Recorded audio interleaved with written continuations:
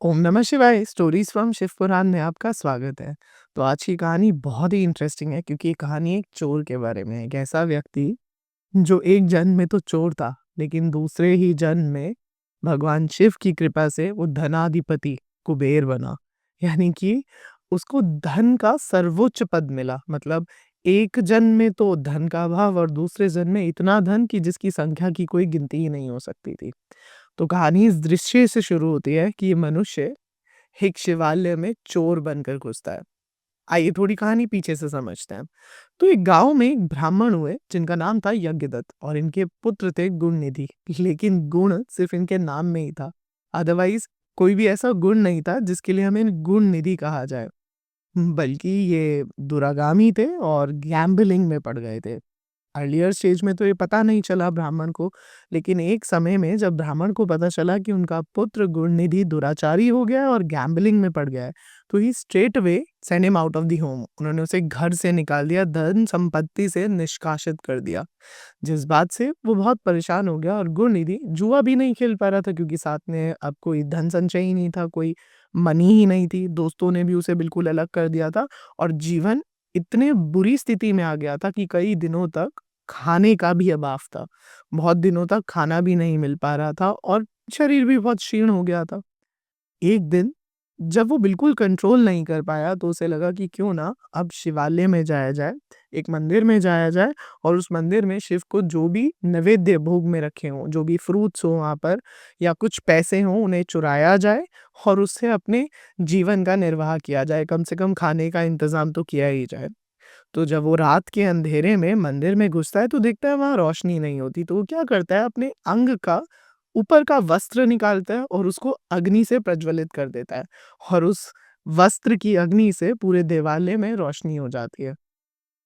शिव ने इसे बहुत बड़ा गुण माना, इसको दीपदान जैसा महत्व समझा क्योंकि उसके पास सिर्फ वही था और उसने वह भी अर्पित कर दिया। क्योंकि उसने अपनी अंतिम वस्तु भी अर्पित कर दी शिव को, तो शिव ने उसे बहुत ही दीपदान जैसा महत्व समझा। आगे जाकर जब उसकी मृत्यु हुई तो उसे लेने के लिए यमदूत आए, लेकिन यमदूतों के आने से पहले शिव के पार्षद वहां पहुंच गए और शिव के पार्षद सिर्फ उस दिन दीप दान करने की वजह से उसे कैलाश लेकर गए, शिव की नगरी में लेकर गए और शिव के सामने प्रस्तुत किया। कुछ समय वहां बिताने के बाद उसका फिर जन्म हुआ कलिंग देश में और इस जन्म में वो कलिंग देश का राजा बना। पिछले जन्म में तो वो कहाँ गैम्बलर था, खाने का भी अभाव हो गया था, लेकिन इस जन्म में वो कलिंग देश का राजा बना। पहले तो उसके कलिंग देश में पिता थे, लेकिन पिता के जाने के बाद युवावस्था में he became the king of the village और द सिटी और द टाउन, जो भी आप कहना चाहें। और उसको अपने पूर्व जन्म की कुछ स्मृतियां आई तो उसने ये नियम बना दिया, he made it a compulsion कि गांव के हर टेम्पल के अंदर दीपदान होना चाहिए। हर मनुष्य के लिए दीपदान करना आवश्यक है और गांव के हर देवालय के अंदर दीपदान करना अनिवार्य है।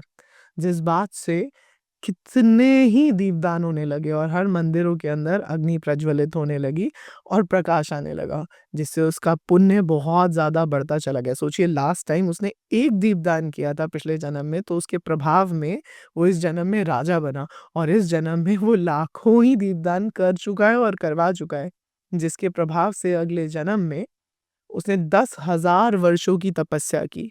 ही वर्शिप्ड गॉड फॉर 10,000 ईयर्स और ऐसी स्थिति आती है कि उसके शरीर में सिर्फ और सिर्फ अस्थियां और हल्का सा चर्म, यानी बिल्कुल हल्की सी स्किन और स्केलेटन बॉडी रह जाती है।